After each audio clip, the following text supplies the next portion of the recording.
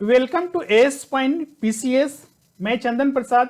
आज हम लोग झारखंड टुडे एमसीक्यूज के अंतर्गत 13 से 31 मई 2020 के बीच में जो भी झारखंड स्पेसिफिक करेंट अफेयर्स है उससे रिलेटेड हम लोग 30 महत्वपूर्ण वस्तुनिष्ठ प्रश्न को डिस्कस करेंगे। हर एग्जाम के लिए जरूर होता है कि उसके पैटर्न को समझना और साथ ही उस पर बेसिस एमसीक्यूज को सॉल्व करना।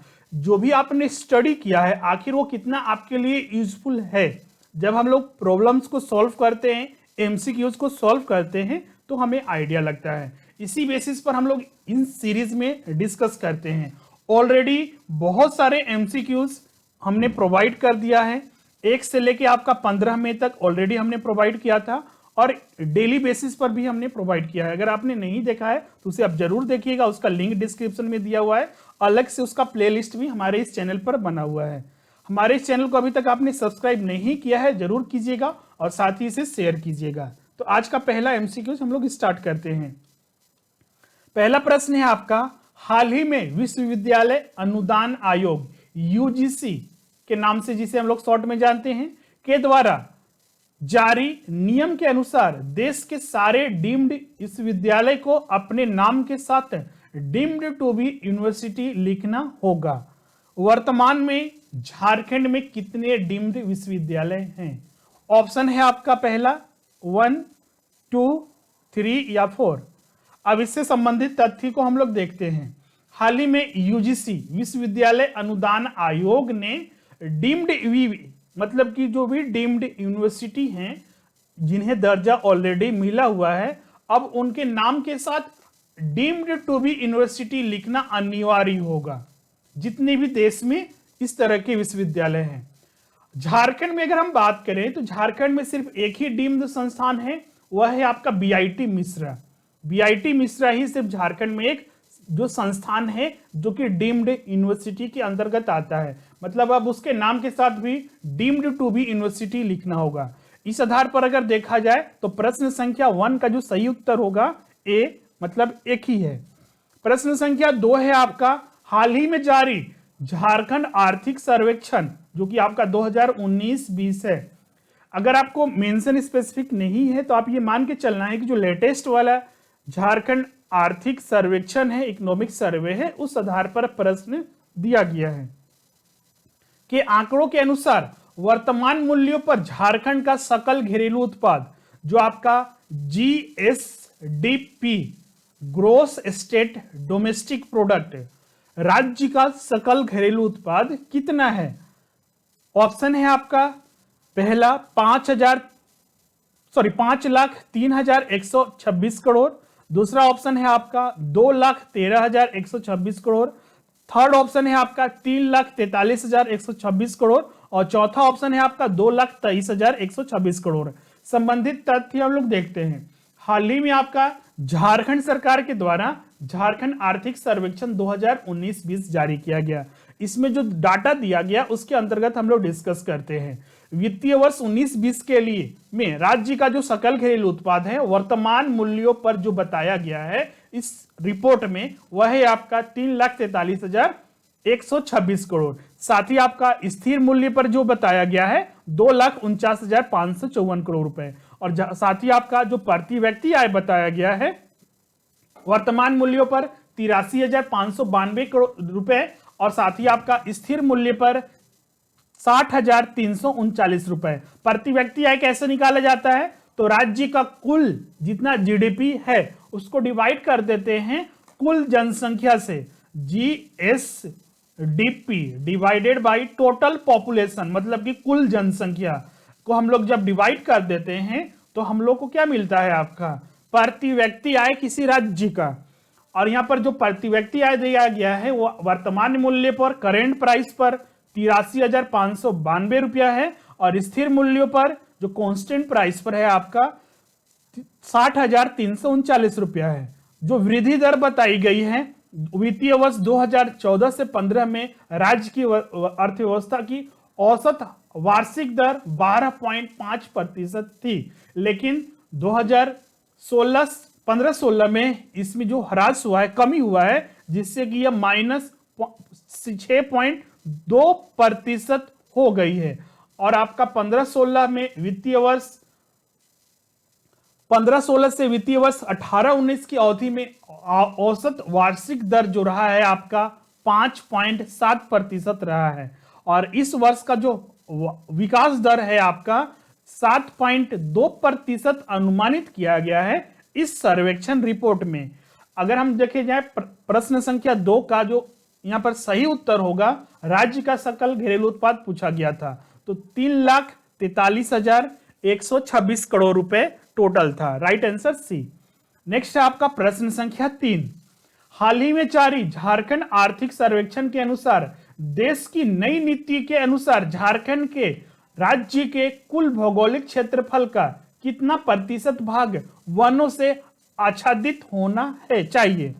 33%, 125%, 105% या फिर आपका 25%? अब इसके आधारित हम लोग कुछ रिपोर्ट पर देखते हैं। हाल ही में जो जारी किया गया है आपका आर्थिक सर्वेक्षण, उसमें कुछ डेटा दिया गया था जिसमें कि वन, खनिज एवं जल संसाधन में जो प्राकृतिक संसाधन है उसके रिगार्डिंग रिपोर्ट दिया गया था। इसमें जो लक्ष्य रखा गया है उस पर फोकस करते हैं। 2017 से 2019 के बीच में जो देखा गया है, जो वनों का आच्छादन है उसमें 58 वर्ग किलोमीटर की वृद्धि दर्ज की गई है। वर्तमान में राज्य में कुल भौगोलिक क्षेत्रफल का 29.90% वनों से आच्छादित है।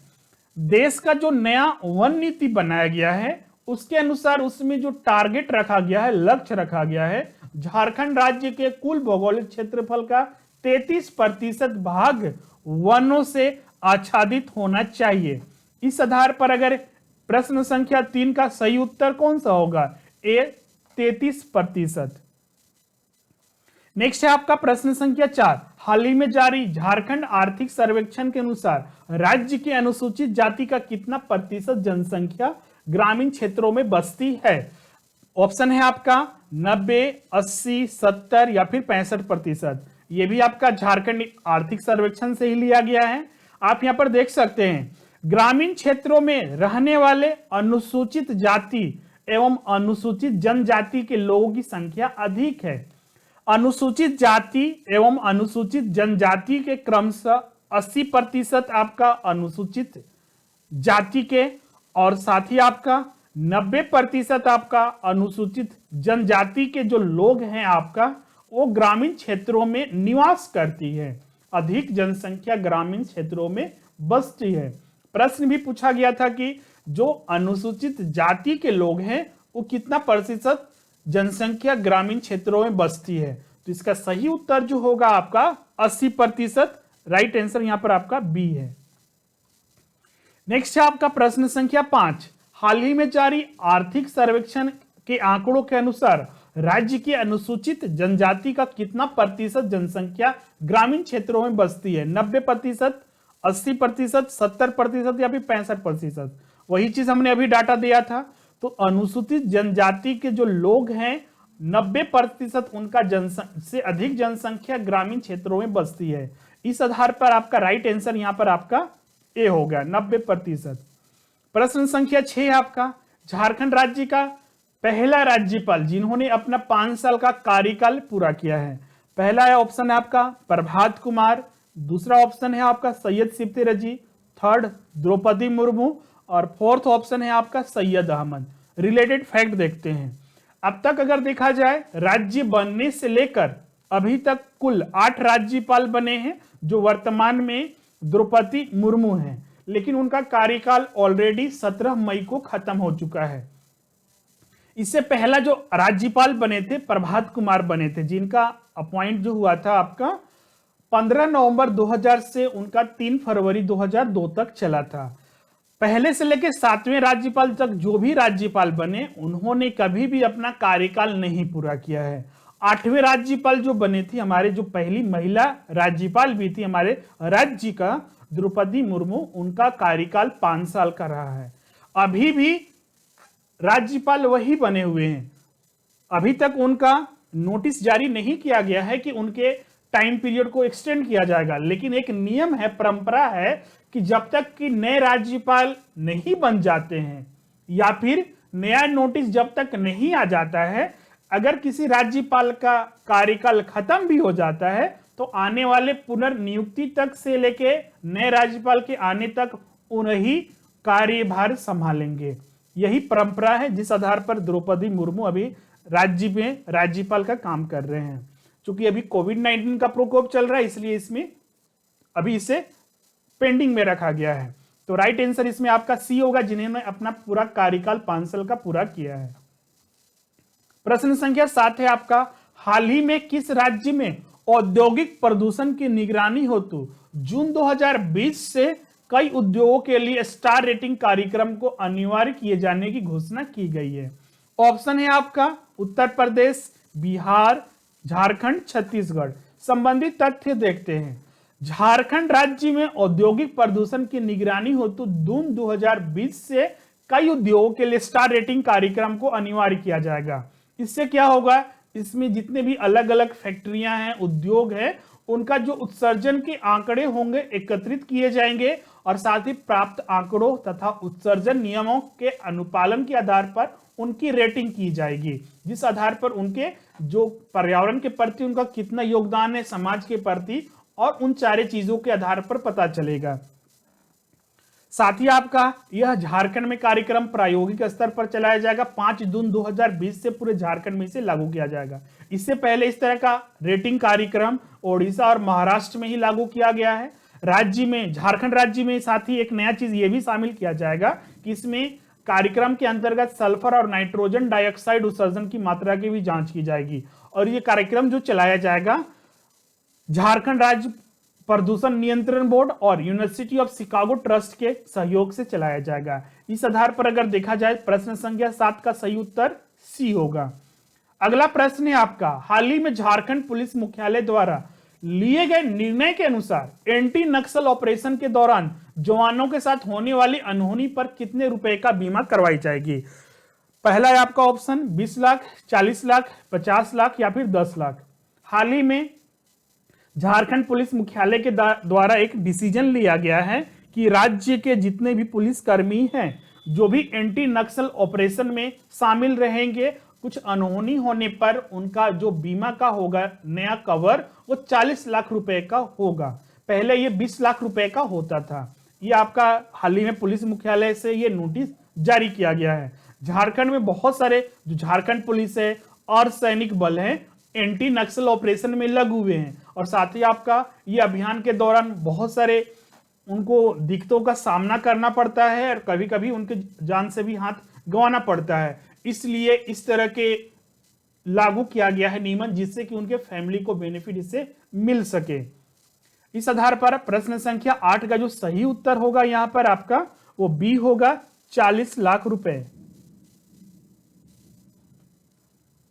नेक्स्ट है आपका प्रश्न संख्या 9, हाल ही में झारखंड कैबिनेट के निर्णय के अनुसार खोले जा रहे 6 आईटीआई कॉलेज में राज्य सरकार का कुल खर्चा कितना होगा?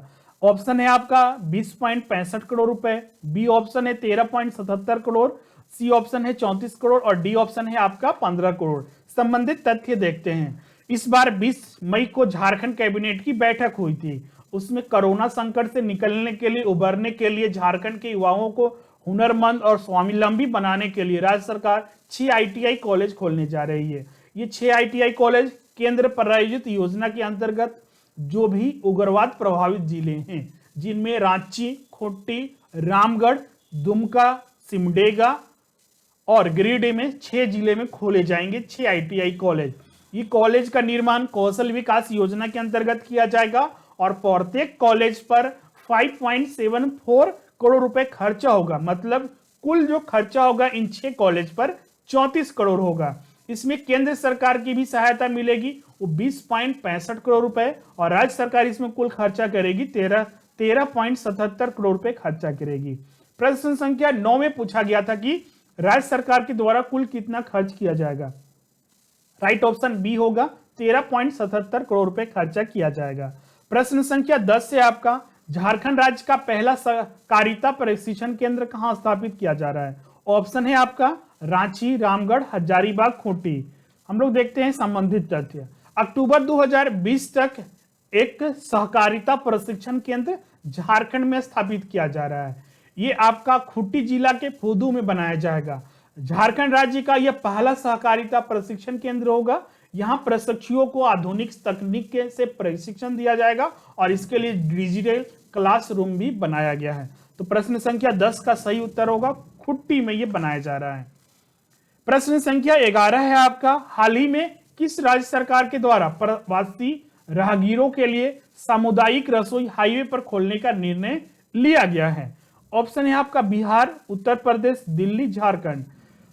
संबंधित तथ्य देखते हैं। झारखंड के मुख्यमंत्री हेमंत सोरेन ने हाईवे पर प्रत्येक 20 किलोमीटर पर की दूरी पर सामुदायिक रसोई, जिसे हम लोग दीदी किचन के भी नाम से जानते हैं, खोलने का निर्णय लिया गया है।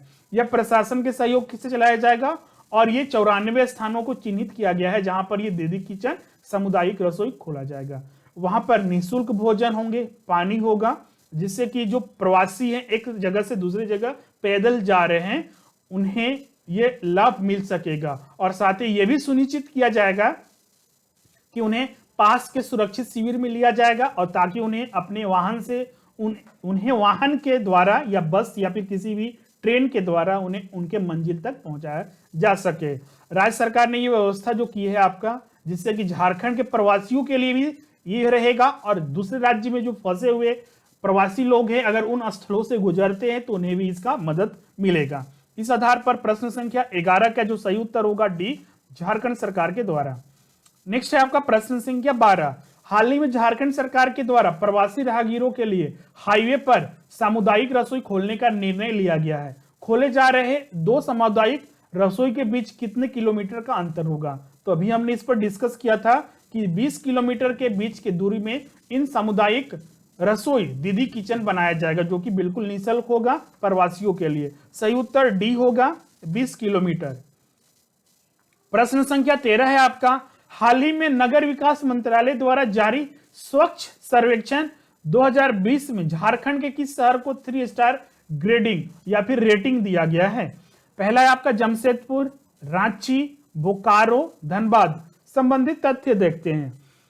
केंद्रीय मामलों के मंत्रालय, आवास और शहरी मामलों के मंत्रालय, ministry of housing and urban affairs के द्वारा 19-20 का अपशिष्ट मुक्त शहरों की स्टार रेटिंग का परिमाण प्रकाशित किया गया है, जिसमें जो 5 स्टार जो दिया गया है 6 शहरों को दिया गया है, 3 स्टार पूरे देश के 65 शहरों को दिया गया है और 1 स्टार जो दिया गया है 70 शहरों को दिया गया है। मंत्रालय को 1435 शहरों ने आवेदन किया था, जिसका मूल्यांकन करने के बाद 141 शहरों को स्टार रेटिंग दिया गया है। 5 स्टार वाले सिर्फ 6 शहर हैं, जिनका नाम है अंबिकापुर, राजकोट, सूरत, मैसूर, इंदौर और नवी मुंबई। ये सारे को ही सिर्फ 5 स्टार रेटिंग दिया गया है। 65 शहरों को 3 स्टार रेटिंग दिया गया है, जिसमें कि झारखंड और बिहार का एकमात्र शहर है जमशेदपुर। प्रश्न में यही पूछा गया था कि 3 स्टार रेटिंग झारखंड के किस शहर को दिया गया है? राइट आंसर है जमशेदपुर को। प्रश्न संख्या 14 है आपका, हाल ही में झारखंड कैबिनेट से मंजूरी मिलने के बाद कोरोना संकट काल में झारखंड के युवाओं को हुनरमंद और स्वावलंबी बनाने के लिए राज्य सरकार कितने ITI कॉलेज खोलने जा रही है? ऑप्शन है आपका 5, 10, 12, 6। संबंधित तथ्य देखते हैं। हाल ही में 20 मई को झारखंड कैबिनेट की बैठक हुई, उसमें बहुत सारे डिसीजन लिए गए और साथ ही कोरोना संकट काल से उबरने के लिए, चूंकि इसके लिए एक अस्थायी समाधान होना चाहिए। अभी कोरोना संकट है, अगर उन्हें त्वरित करते हुए अगर हम उन्हें कुछ बेनिफिट दे दें, लेकिन उन्हें एक लंबे समय तक अगर उनका जो बेरोजगारी है, उनके जो दुख है खत्म करना है, तो उसके लिए जरूरी है कुछ ऐसी योजनाएं बनाया जाए जिससे कि आने वाले समय में भी उन्हें अपना राज्य छोड़ के न जाना पड़े और अपने राज्य में उन्हें रोजगार मिल सके। इसके लिए कुछ पहल करनी पड़ेगी। तो इस आधार पर 6 ITI कॉलेज खोलने का भी निर्णय लिया गया है और ये सारे कॉलेज उग्रवाद प्रभावित जो जिले हैं वहां पर खोले जाएंगे। 6 कॉलेज 6 जिले में रांची, खूंटी, रामगढ़, सिमडेगा, दुमका, गिरिडीह में खोले जाएंगे। इस पर कुल खर्चा जो होगा वो 34 करोड़ रुपए का होगा।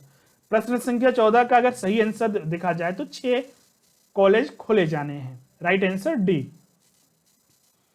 प्रश्न संख्या 15, हाल ही में झारखंड कैबिनेट से मंजूरी मिलने के बाद कोरोना संकट काल में झारखंड के युवाओं को हुनरमंद और स्वावलंबी बनाने के लिए राज्य सरकार कौन कौन से जिले में आईटीआई कॉलेज खोलने जा रही है। अभी हमने इस पर डिस्कस किया था। 6 जिले थे, रांची, खूंटी, रामगढ़, सिमडेगा, दुमका और गिरिडीह। इस आधार पर अगर देखा जाए तो यहां पर आपका पहला गलत है क्योंकि इसमें 4 ही जिला का नाम है, दूसरा भी गलत है, 5 ही जिला का नाम है, तीसरा यहां पर बिल्कुल सही है क्योंकि रांची, खूंटी, रामगढ़, सिमडेगा, दुमका, गिरिडीह है।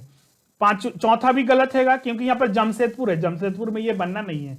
तो आप अगर थोड़ा भी, बहुत सारे स्टूडेंट को नाम याद नहीं रहता है, तो उसी में से अगर ऑप्शन के आधार पर भी छांटने का एक नियम होता है, इस चीज को फॉलो करना है। ऐसे शहर का देखिए कुछ 6 जिले थे, तो पहला और दूसरा ऑप्शन तो ऐसे ही हट गया, चौथा ऑप्शन भी हट जाएगा क्योंकि यहाँ पर 7 जिले का नाम दिया गया है। तो अगर थोड़ा सा भी अगर ध्यान में रहेगा तो आप इजिली आंसर दे सकते हैं, अगर जिले के नाम याद नहीं है तो भी।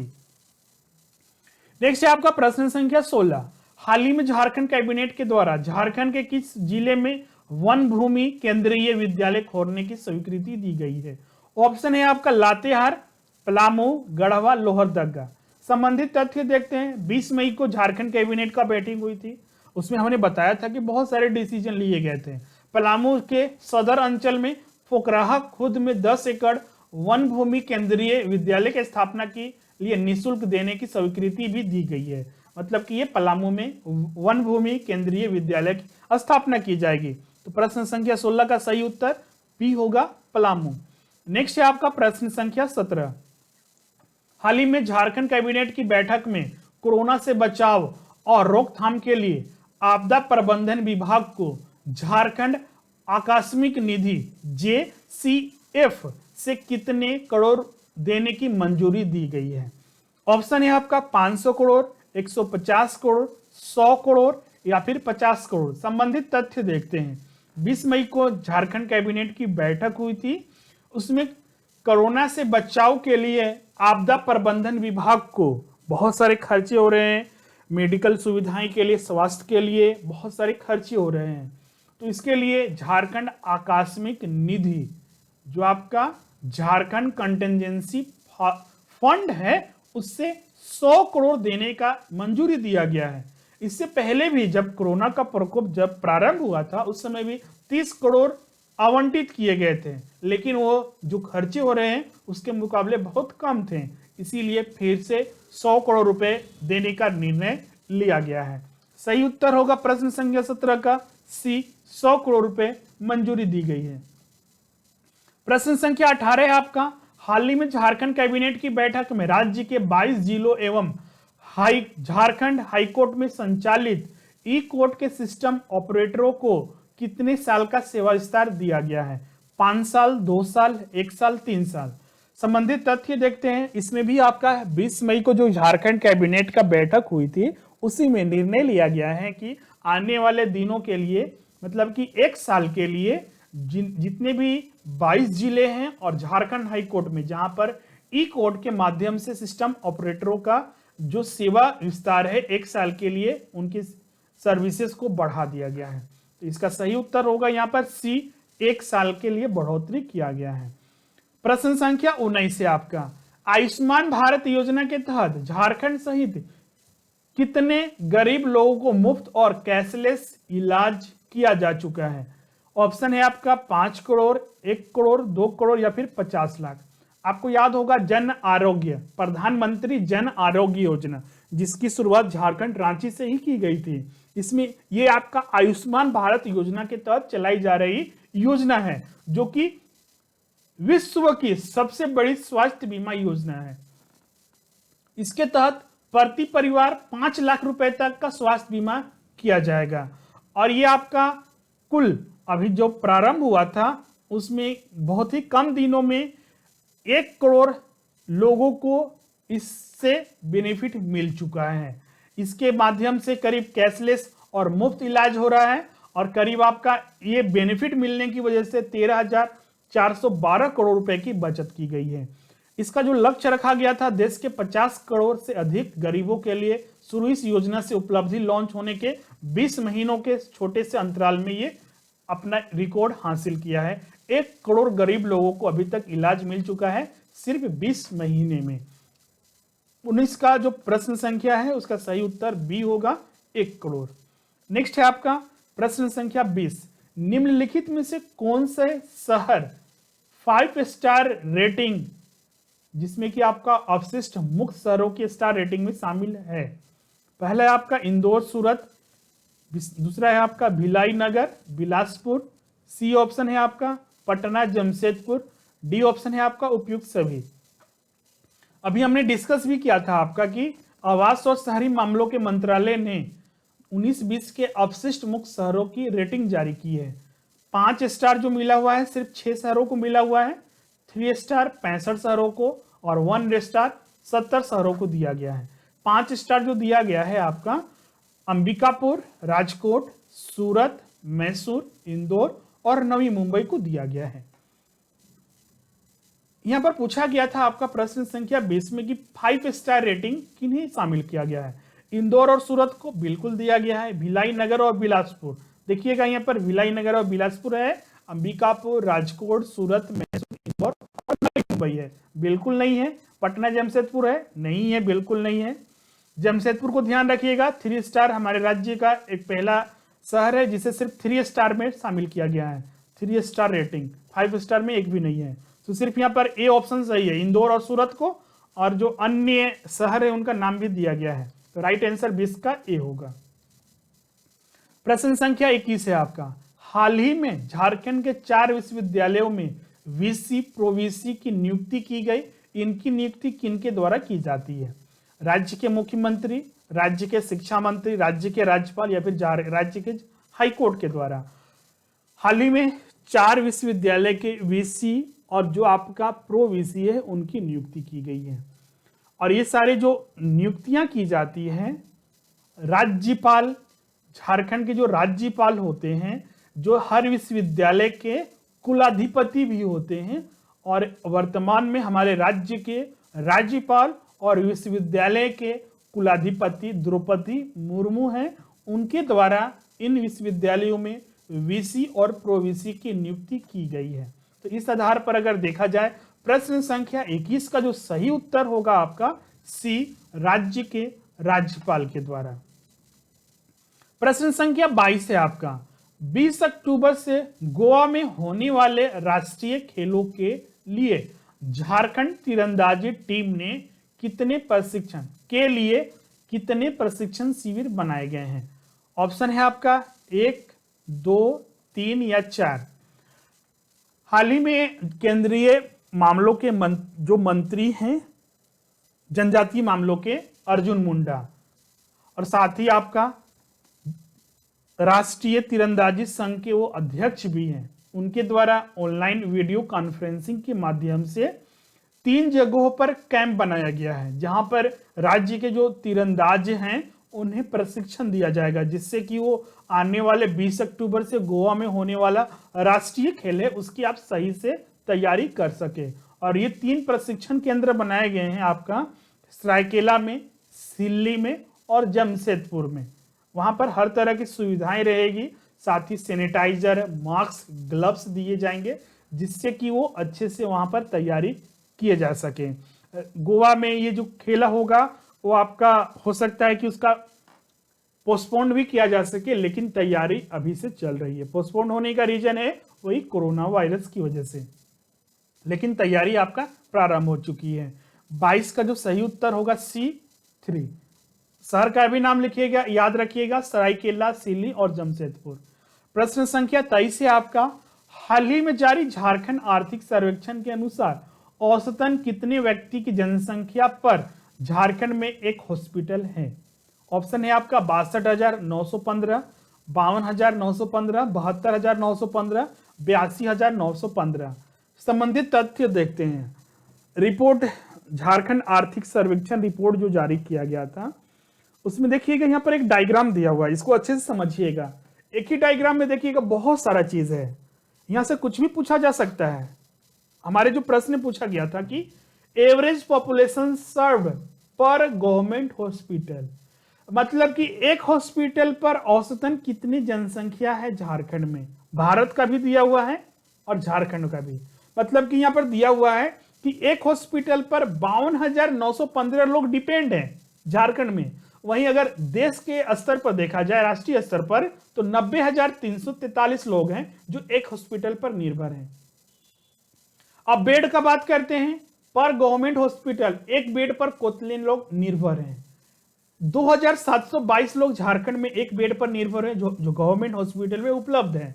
अगर देश का आंकड़ा देखा जाए तो वो सही है, झारखंड में बहुत कमी है हॉस्पिटल। तो देखा जाए अगर जनसंख्या के आधार पर वो सही थोड़ा बहुत है, लेकिन अगर देखा जाए बेड का जनसंख्या पर तो राष्ट्रीय औसत से भी बहुत खराब स्थिति है झारखंड का। अगर इस आधार पर देखा जाए तो 23 का जो सही उत्तर होगा, यहां पर पूछा गया था कि एक हॉस्पिटल पर झारखंड का औसतन व्यक्ति कितने लोग हैं, तो 52,915 लोग थे। राइट आंसर आपका यहां पर बी होगा, 52,915। प्रश्न संख्या 24 से आपका, हाल ही में जारी झारखंड आर्थिक सर्वेक्षण 2019 के अनुसार औसतन कितने जनसंख्या पर एक सरकारी हॉस्पिटल का बेड है। अभी हमने इस पर डिस्कस किया, 2,722 है। राष्ट्रीय स्तर पर अगर देखा जाए तो 2,046 है, मतलब कि बहुत ज्यादा इंप्रूव करने की जरूरत है। अगर हमारे राज्य का जनसंख्या देखा जाए तो 3 करोड़ 3.5 करोड़ के लगभग है, पूरे देश का 130 करोड़ है। 130 करोड़ में भी देखा जाए स्थिति तो 2,046 एक बेड के लिए है, जबकि हमारे राज्य का स्थिति बहुत ज्यादा खराब है, इसमें इंप्रूव करने की जरूरत है। प्रश्न संख्या 24 का सही उत्तर होगा डी, 2722 लोगों पर एक बेड निर्भर है। नेक्स्ट है आपका प्रश्न संख्या 25, हाल ही में जारी आर्थिक सर्वेक्षण 2019-20 के आंकड़ों के अनुसार महिला शक्ति केंद्र जो केंद्र सरकार की सहायता से चलाई जा रही है, झारखंड में भी ये योजना चल रही है, इस योजना में झारखंड सरकार का कितना शेयर है, मतलब कि योगदान कितना है। 40%, 60%, 100% या फिर नॉन ऑफ दिस। बहुत सारे योजनाएं जो होती हैं या तो राज्य में राज्य सरकार के द्वारा चलाई जाती है, या तो केंद्र सरकार के द्वारा चलाई जाती है, या फिर दोनों के सहयोग से चलाई जाती है। आप यहाँ पर देखिएगा बहुत सारी योजना है जो कि केंद्र सरकार और राज्य सरकार के जो सहयोग से चलाई जा रही है उनका लिस्ट दिया हुआ है। ये झारखंड इकोनॉमिक सर्वे 19-20 से लिया गया है, इसमें कोई दो राय नहीं है कि इसमें थोड़ा भी बहुत इधर उधर चेंजेस होगा। एक्यूरेट बोल सकते हैं, विश्वसनीय, जो भी चीज है एक्यूरेट दिया हुआ है, इसमें कोई भी दो राय किंतु परंतु नहीं होगा। यहां पर जो पूछा गया था केंद्रीय शक्ति केंद्र से संबंधित पूछा गया था। आप यहां पर देख सकते हैं 60-40 का रेशियो है, 60% आपका केंद्र सरकार का होगा और 40% राज्य सरकार का। अब यहां पर पूछा गया था कि झारखंड सरकार का कितना शेयर है, तो ये ऑप्शन होगा 40%।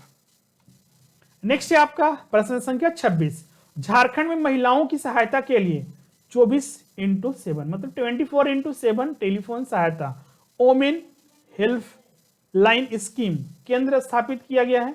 यह योजना झारखंड में किसके द्वारा चलाया जा रहा है, राज्य सरकार, केंद्र सरकार, राज्य सरकार एवं केंद्र सरकार के सहयोग से, या फिर उपयुक्त में से कोई नहीं। यही चीज तथ्य है, फिर हम लोग वही लेंगे। आपका थोड़ा इंग्लिश में, लेकिन हम उसको कन्वर्ट करके आपको यहां पर समझाते हैं।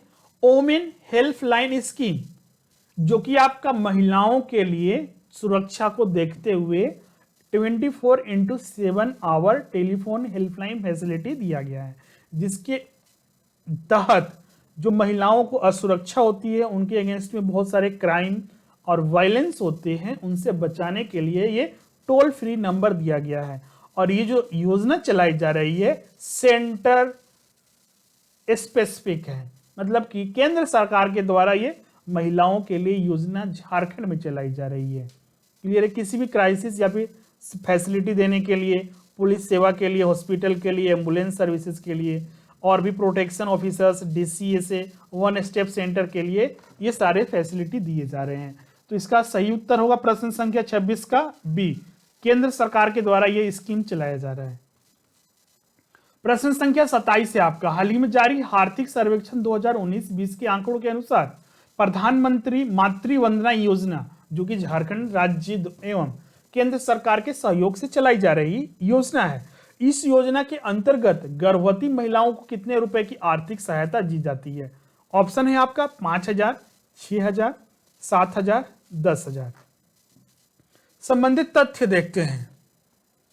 प्रधानमंत्री मातृ वंदना योजना जो कि महिलाओं के लिए विशेष करता है। जो भी गर्भवती महिलाएं हैं उनके लिए या फिर जो स्तनपान कराने वाली महिलाएं हैं उनके लिए ये योजना को प्रारंभ किया गया है, जो कि एक केंद्र प्रायोजित योजना है। राज्य सरकार का भी सहयोग होता है और ये जो योजना चलाई जा रही है महिला और बाल विकास मंत्रालय के द्वारा चलाई जा रही है। इस योजना के अंतर्गत महिलाओं के खाते में नगद लाभ दिया जाता है, जिससे कि जो पोषण संबंधित जरूरत की सामान है और जो वेतन हानि की आंशिक क्षतिपूर्ति है उसकी भरपाई की जा सके। लाभार्थी होंगे गर्भवती महिलाएं और जो भी स्तनपान कराने वाली माताएं हैं उनके लिए यह केंद्र सरकार और राज्य सरकार या फिर सार्वजनिक उपक्रमों में जो नियमित रूप से रोजगार में लगे हुए हैं और जिन्हें किसी भी कानून के तहत सामान्य लाभ प्राप्त कर रही है वो लाभार्थी हैं। इसमें इस योजना के अंतर्गत लाभार्थियों को 5,000 रुपए दिए जाएंगे और 1,000 रुपए जननी सुरक्षा योजना के तहत दिए जाएंगे। इस प्रकार औसतन एक महिला को 6,000 रुपए प्राप्त होते हैं। प्रश्न जो पूछा गया था कि कितने रुपए दी जा रही है आर्थिक सहायता, तो 5,000 प्लस 1,000 6,000 रुपए कुल आर्थिक सहायता दी जाती है। प्रश्न संख्या 28 है आपका, हाल ही में झारखंड आर्थिक सर्वेक्षण के आंकड़ों के अनुसार बेटी बचाओ बेटी पढ़ाओ अभियान जो कि केंद्र सरकार के द्वारा चलाई गई योजना है, झारखंड में पहली बार यह योजना किस जिले में लागू की गई थी? ऑप्शन है आपका रांची, लातेहार, पलामू, धनबाद। संबंधित तथ्य देखते हैं। बेटी बचाओ बेटी पढ़ाओ स्कीम जो कि केंद्र सरकार के द्वारा प्रारंभ किया गया था, फाइनेंशियल ईयर 18-19 मतलब वित्तीय वर्ष 18-19 में यह प्रारंभ किया गया था। तो झारखंड में भी यह लागू किया गया। इसके अलावा 99 अदर जिले देश के अन्य 99 जिले में इसे लागू किया गया। झारखंड में पहली बार इसे धनबाद जिले में लागू किया गया था। क्लियर है? प्रश्न संख्या 28 का जो सही उत्तर होगा यहां पर आपका डी होगा, धनबाद में इसे लागू किया गया था। वर्तमान में आज बहुत सारे जिलों में यह लागू हो चुका है, लेकिन प्रारंभ में सिर्फ धनबाद में ही लागू किया गया था। प्रश्न संख्या 29 से आपका, झारखंड राज्य सरकार द्वारा संचालित मुख्यमंत्री सुकन्या योजना के अंतर्गत बच्ची के जन्म के समय बच्ची के माता के अकाउंट में कितने रुपए की आर्थिक सहायता प्रदान की जाती है? ऑप्शन है आपका 500 रुपए, 1,000, 2,000, 1,500। संबंधित तथ्य देखते हैं। मुख्यमंत्री सुकन्या योजना वित्तीय वर्ष 2011-12 में झारखंड सरकार के द्वारा मुख्यमंत्री लक्ष्मी लाडली योजना इंप्लीमेंट किया गया था, जिससे कि आपका उन्हें प्रोटेक्शन देना, एजुकेशन देना, सिक्योर उनके फ्यूचर को सिक्योर करने के लिए इस योजना को प्रारंभ किया गया था। इसके बाद चूंकि बच्ची का जब जन्म होता है उस समय से ही अगर उन्हें फैसिलिटी मिलने लगे तो वो ज्यादा सही होता है।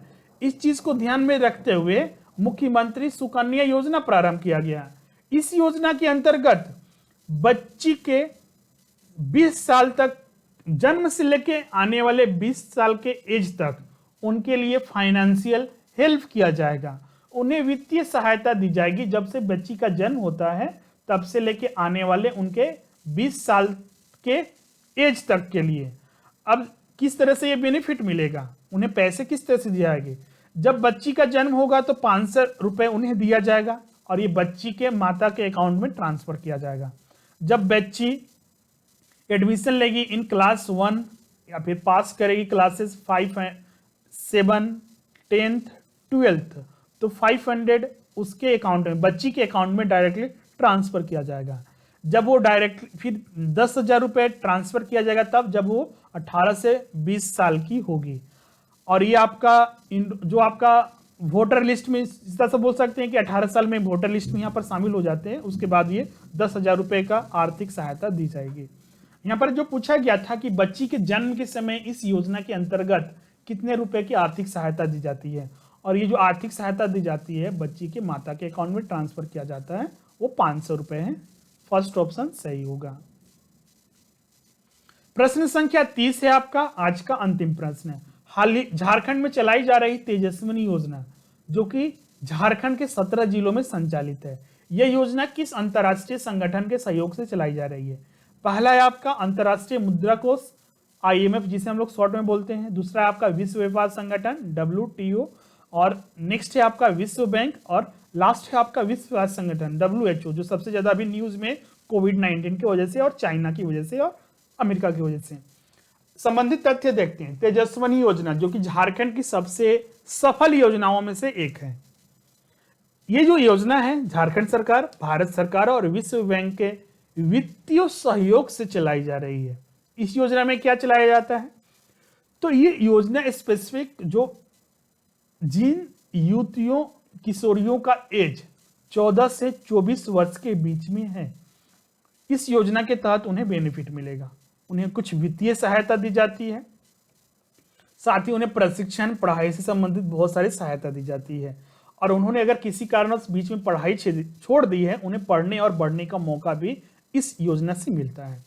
कौशल विकास के से जोड़ा जाता है इसमें, और उन्हें इसके माध्यम से व्यवसायिक कौशल का प्रशिक्षण भी दिया जाता है।